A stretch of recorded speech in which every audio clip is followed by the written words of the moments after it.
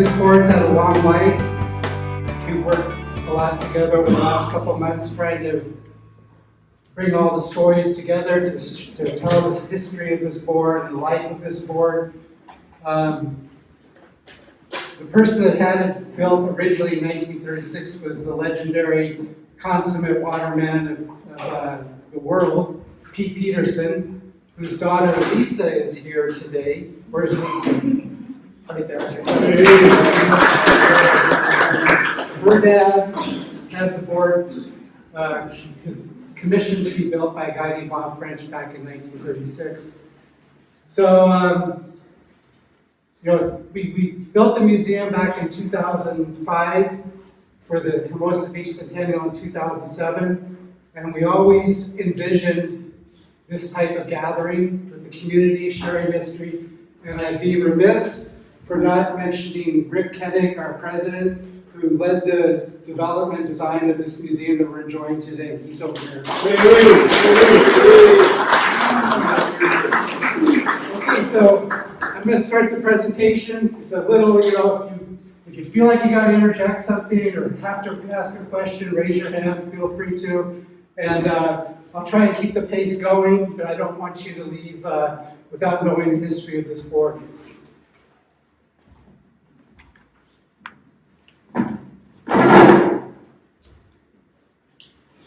So we're going to talk about Preston Pete Peterson, the legendary waterman, Bob French, the paddleboard designer, and Jim Mollica Sr. sitting here with me, who's the racing champion and donor of the board to the museum. Preston Pete Peterson was born in 1913 in Rockport, Texas. In 1919, a hurricane destroyed the family livelihood down in Texas. I hate to interrupt this really, but that's what it says on his birth certificate, 1913, but he was actually born in 1911. Really? Well, why did that happen? He never bothered to change it because it didn't matter. Okay. All right, so that's good to know. So the Texas was a mess after this hurricane that destroyed a lot of businesses in Texas. So his family moved to Santa Monica in 1920, and they bought the Crystal Beach bathhouse near the Santa Monica Pier. And just to keep things in perspective, in the 20s, there was probably only about a dozen surfers in California. And paddleboarding may have been something on their mind, but they were basically surfing on solid boards, and there weren't that many guys. And a lot of them were up in the Santa Monica Bay Area. And Tom Blake had come over from Hawaii. He's another legendary person in early surf days. And he started surfing and paddleboarding in Southern California. He became an influence and friend of Pete Peterson. Lying about his age, here we go, I don't know.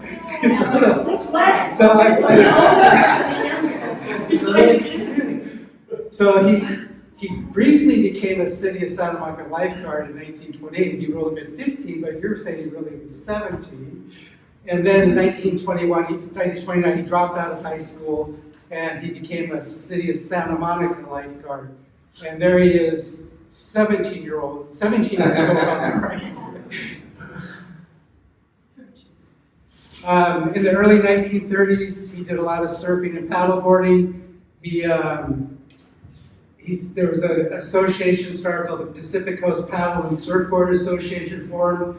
He was one of the first surfers at Malibu, and he became a regular at San Onofre. In 1932, he won the first Pacific Coast Surfing Championship, and in 1932, he surfed and paddleboard on Oahu, Hawaii. Okay, so I don't know if we have any Catalina Classic people here, but I know Francesca's here. But in October 1932, Tom Blake had patented a paddleboard. That's his design patent there on the left. And he wanted to promote his paddleboards.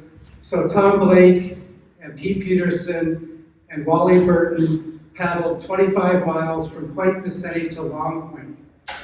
And this was to demonstrate what on the patents at that time were called water sleds. And they were produced by a company in Venice called Thomas Rogers from 1932 to 1939. They're about 14 feet long, 75 pounds. They were hollow boards. They got names like coupe boxes or cigar boxes, or pretty much any of these early paddle boards that are hollow were this Tom Blake patent design. Whether they licensed the patent or just copied the design, these early paddle boards were hollow boards like the ones you see there on the right.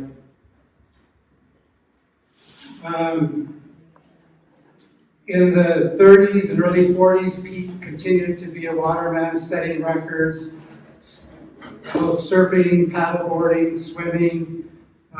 There he is on the bottom right in a race in 1934, a surfboard race with Tom Blake above him. And this is a picture of the mid-30s with Pete and Duke Hanamoku at San Onofre. The little star is Pete. And then we have to introduce a man named Bob French. He was born in Ohio in 1908, and he was an active swimmer at the Hollywood Athletic Club. And he became interested in ships and sailing, and he worked on various ships and yachts from 1929 to 1939.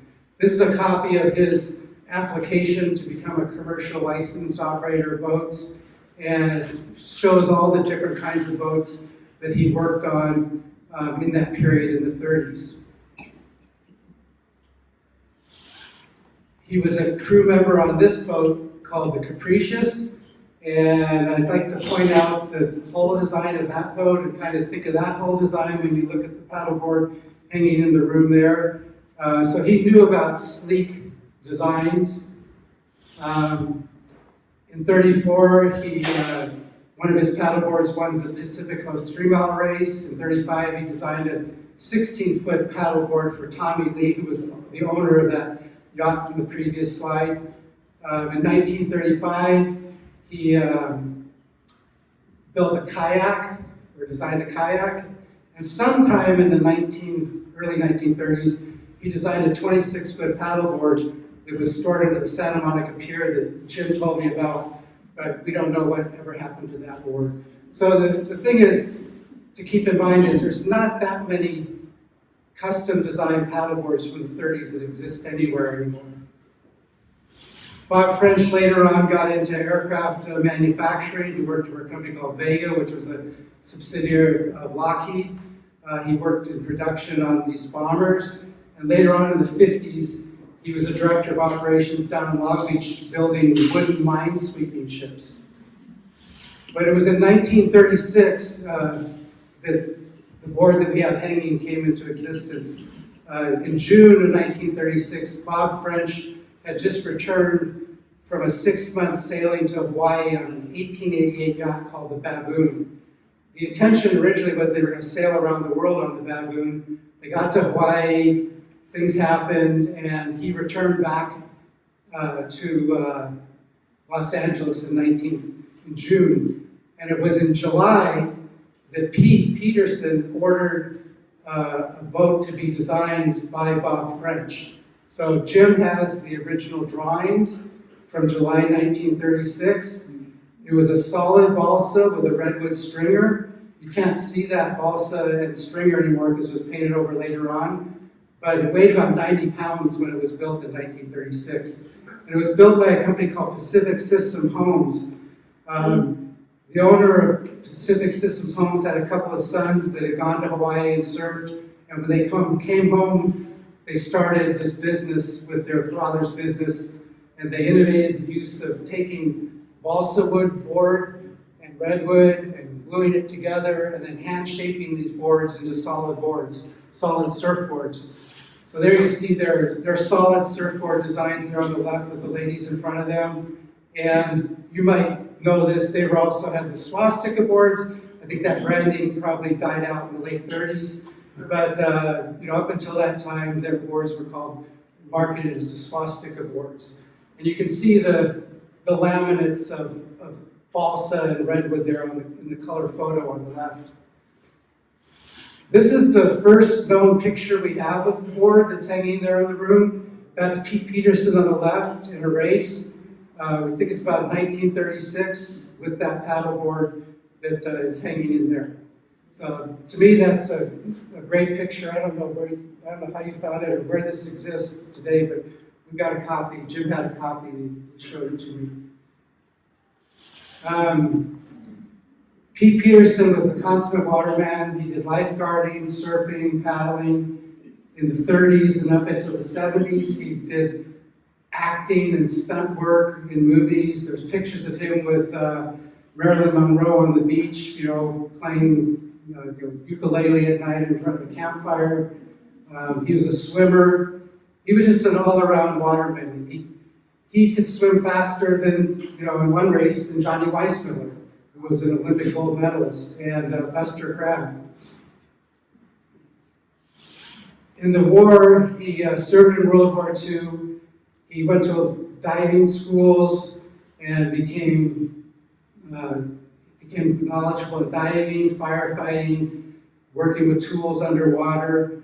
And he served on this ship called the Pandemus, and he repaired damaged ships in the Pacific during World War II, and even had to retrieve soldiers from sunken ships. Here's the next picture we have of the paddleboard in 1946. At that time, Pete decided to shed some of the weight, so he hollowed the board from 90 pounds to 32 pounds. He added a crown in the front with a linen fabric, and he added plywood to the deck after he hollowed it and put a tiller in the back. That's a picture there with him with a girl named Monica Polkinghorn. She was part of a club called the Manoa Club in Santa Monica. And then in 1948, Tom Blake comes back into the picture again. He borrowed the board as a promotion for his boards and paddled across the San Francisco Bay. Then we have Jim Mollica coming into the picture. He was born in 1940. He grew up in Santa Monica, became a lifeguard. His dad was a barber. His mom was raising 3 children. And his first paddleboard race was in 1955. He got first place. I think that's you on the right in the center? Yeah, it was the junior lifeguard championships. Say it again. The junior lifeguard championships. This is Jim in 1956 at Santa Monica Beach on the right-hand side in both of these pictures. And in 1958, he raced in the Manhattan Beach International Paddleboard Race, now known as the Catalina Classic, that had started a few years earlier by Bob Hogan, who's in the picture there. He has the hair like mine. And Tom Zahn, who's also a famous paddleboarder. He's the young blonde there in the picture. And Jim Mollica is in the blanket. So in 1959, Jim acquired Pete Peterson's paddleboard. He was working in Pete's shop as a glue boy. They were building paddleboards and dories, and he acquired the paddleboard from Pete for a $300 debt. You want to say anything about that? You're good. This is Jim. There was a 2-mile paddleboard race for what we used to call the Aloha Days in Hermosa Beach. And there you can see the board in front of the Biltmore, the Surf and Sand Hotel. He got second place in that race. And then in 1959, when Lisa was born, Pete and Jim replaced the linen crown with fiberglass. So that crown you see on the board now was put on in 1959. The deck had been painted blue. They removed that deck and they hot coated it with fiberglass, and they removed the tiller. So when you look at the back side of the board now, it doesn't have the tiller that was removed in 1959. There's a little fin there. And this is what the board looked like after they had done that work. This is a race, a 16-mile Malibu to Paradise Cove that Jim got first place on with Pete Peterson's paddleboard. That's Miss Malibu on the right.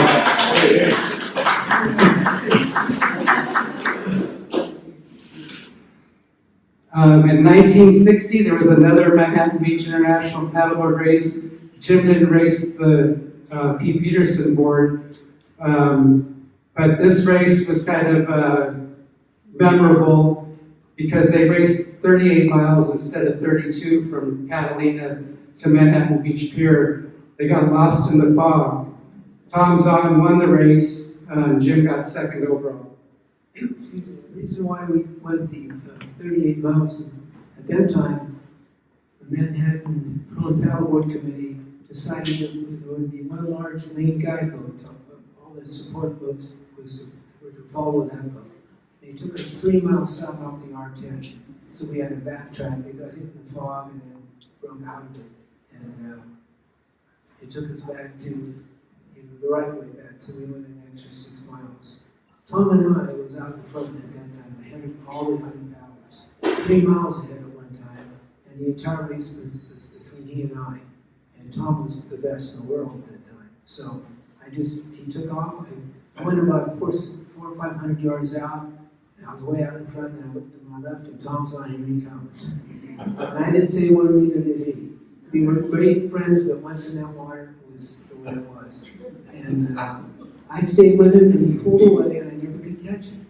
And he had a guidebook that when I would speed it up, he would speed it up. When I'd slow down, he would slow down. And he kept about a little less than a quarter of a mile. And we passed the steam plant, and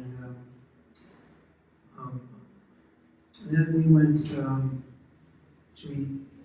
we saw the Redondo, I saw the Redondo Pier, and then I went into the Hermosa Pier.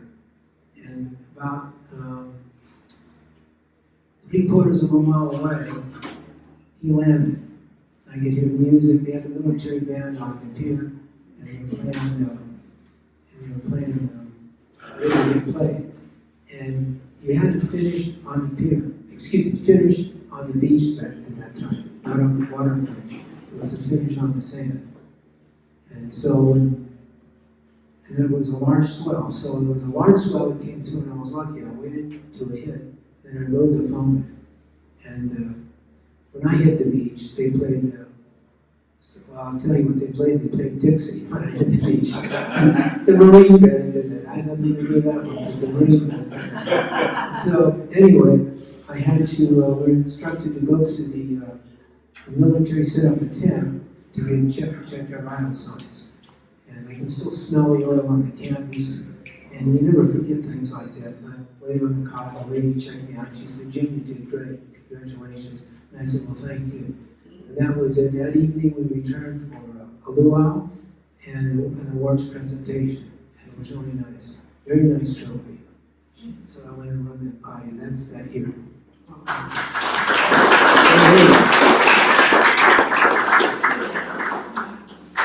The following year, they were doing the Manhattan Beach International Paddleboard Race. That's Jim on the board on the left with one of the promotional ads that was done by the Manhattan Beach Chamber of Commerce.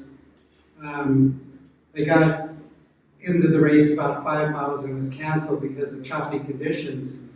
And they had to go back to Catalina, and they were flown home. But Jim didn't have any clothes, so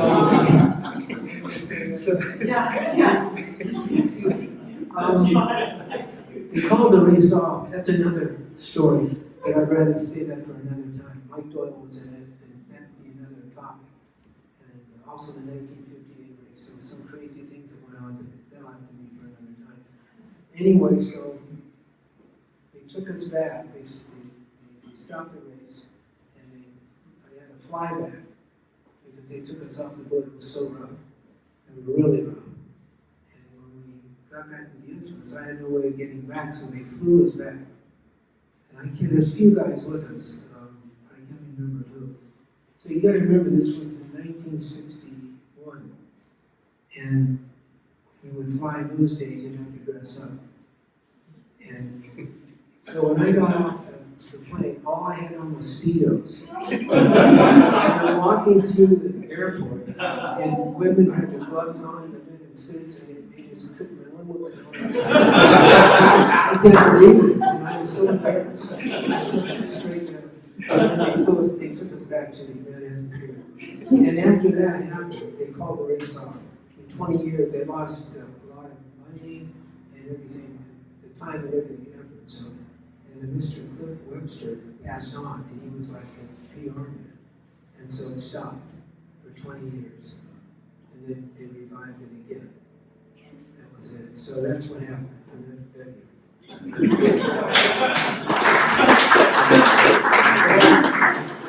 And they drove up by a bus down to Manhattan Beach Pier to retrieve their boards. In 1961, he did the Cabrillo Beach 1 mile race on the Pete Peterson board. He got third place behind Mike Doyle and Gowan. Mike Doyle's in the center there, Pete's on the right. There was a Hermosa Beach race in 1962, and there you can see Pete with his board. Yeah, I think the thing about paddleboarding is, it's not all about strength, it's about motivation. And I can't imagine Jim thinking of anything more than getting the kiss at the end of the race. Yeah, that was great. That was first place. It was first place, and then second and third got the last 2 of these. That's how that was. She was the queen, so I got first place, so I got the first kiss from her. You don't see much of that anymore.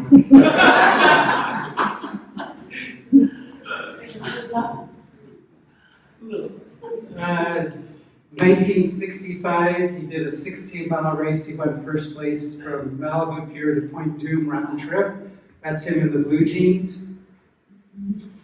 And this is the board with Jim in his tux. The board that you see now was painted white in the mid-60s. Jim prepped it up and took it to Earl Scheib, if you remember Earl Scheib. Yeah. And so that's why the bottom of the board is white that we have here. But you can see in this picture the balsa wood and the redwood stringer there running down the center. And and I asked him why he was wearing a tuxedo, and he said, well, he had gone to a wedding. He thought it'd be good to take a picture with the board in a tuxedo. So, question is, why did you paint the board white? Well, originally when Pete and I put it back together, it had eggshell on the board. That was before fiberglass, so we had to take all the eggshell paint on and the deck blue. And the reason why I painted it because it had so many defects. You can see the bumps and to cover that up. It must have been beautiful when it was first put together with the varnish. It must have been gorgeous. But over the years, it got dinged up and everything, so I finished it and I took it to Earl Scheib.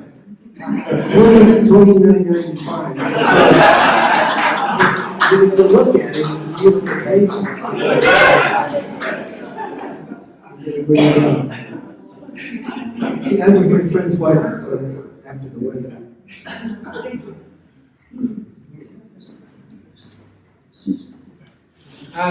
March of 1983, you may remember we had the El Nino event. And that's Pete Peterson there on the left, inside his shop at the end of Santa Monica Pier. That's his salvage operation boat called the Nordica. That's the Santa Monica Pier.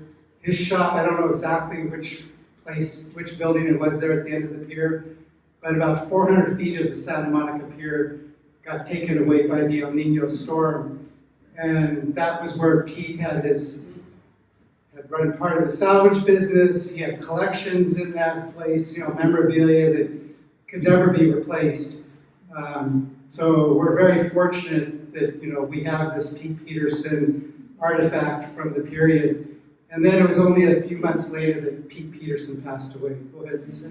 So my dad had 2 little places. He had just a little place where he did some paperwork kind of through there where you can see kind of above the ladder. Uh-huh. But then his main shop was under the harbor office. It would be the forward south corner, basically. And he was there and under the harbor office. Yes, I think this is probably the north side of the pier. That's the north side. Yeah, so his was a bit more the south side at the And end. then, his job was like salvaging stuff out of the water and stuff like that. When 83 hit and took the end of the pier down, they wouldn't let him in the water. He wanted to go rescue his stuff. And out of all the people that was capable to do that, Yeah. he was, and they wouldn't let him in the water. Where did he keep the boat? At Marina Del Rey or? Typically. Yeah. He Yeah. died on the boat. Yeah, so he passed away just a few months later. I kind of think it was maybe a broken heart or, yeah. He lost It was a lot of devastating. stuff to him on the pier. Yeah. When I saw the dates, I was just thinking it had to have been a broken heart. Jim kept racing the board. Here he is in 1983. He won a 10-mile first place. And at that time, you would remove the tiller for the board. But that's Jim standing with the star above the board there. Is Craig Lockwood here today? No. He thought he might make it. Okay. Craig Lockwood took that picture. This is a race that the Outrigger Canoe Club hosted over in Waikiki. Jim got second place in a 10K.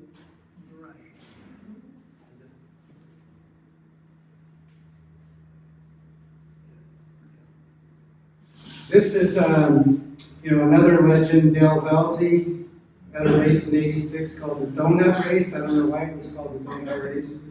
But it wasn't on the Pete Peterson board that Jim won that trophy, but he was still racing in 1986. And then, like Jim had said earlier, the Catalina Classic was started in 1982, and Jim raced in 1984. He got third place overall on the unlimited class, and in 1985 he got sixth place and fourth place in unlimited. In 1985, that was his last race with the Peterson paddleboard. But he kept on racing, and in 1988, he took first place in the stock division for the Catalina Classic and sixth place overall. And that's him with Joe Bark, who's legendary within, and his son just raced in the Catalina Classic. They just broke the 5-year crossing time this year. And daughter. And daughter, yeah. And this is a little hard for me to describe it. If you look at all the categories of the Catalina Classic since it started in '82, and the oldest person to win any category is Jim Mollica. So he won this race at 48 years of age. No one else has gotten a first place in any category of the Catalina Classic since then. So he's kind of the oldest guy.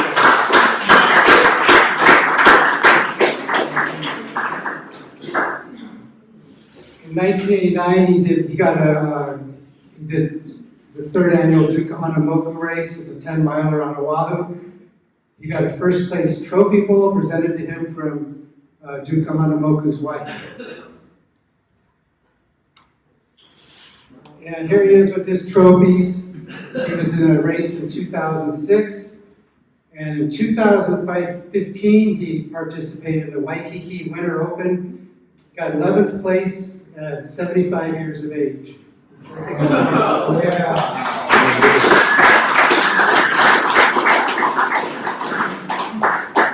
Yeah, so Jim, thank you very much for donating this beautiful board to the museum.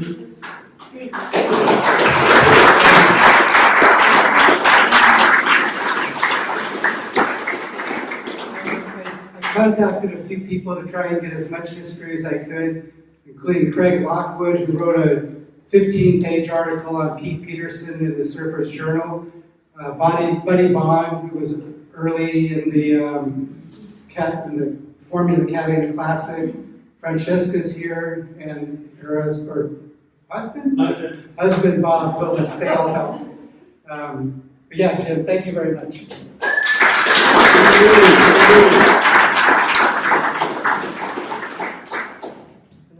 I want to thank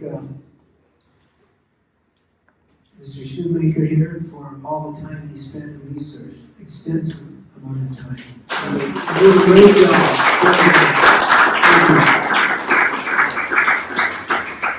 Okay, that's it. Any questions you'd like to ask Jim? What are you paddling now? Nothing yet. I have, you know the word I have. Yeah. What do you paddle? How often do you get out paddling now? Not as much as I used to, but I want to start. I'm racing one of Lockwood's boards when I was waterman. 84 years old and still getting out in the water.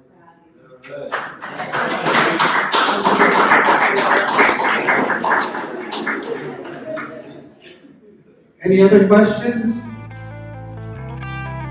Okay, enjoy yourselves. Take a look at the board here.